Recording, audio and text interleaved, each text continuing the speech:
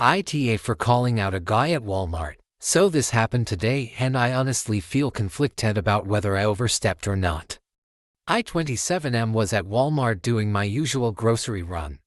It was late, probably around 9:30 p.m., so the store wasn't super crowded.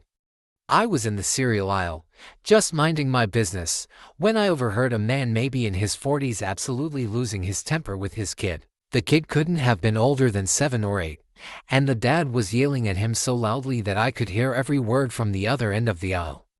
I'm talking about things like, "You're so useless. Why do you always make everything harder for me?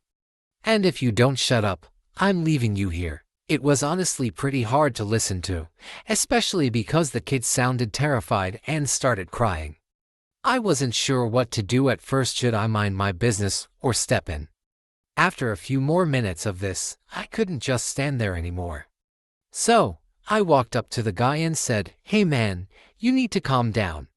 That's your kid, not a punching back." He turned around and started yelling at me, saying it wasn't any of my business and that I was ruining his day.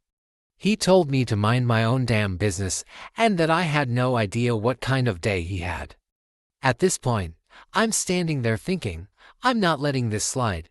I told him, "Well, maybe you should try talking to your kid like a human, not a piece of trash." He was still yelling at me when an employee came over and asked if everything was okay.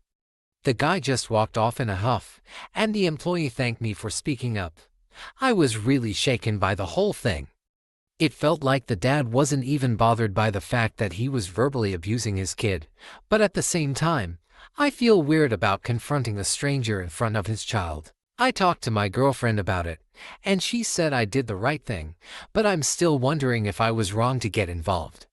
It's not like I was in a position to parent the guy, but I felt like someone needed to say something. AITA for stepping in when it wasn't my business.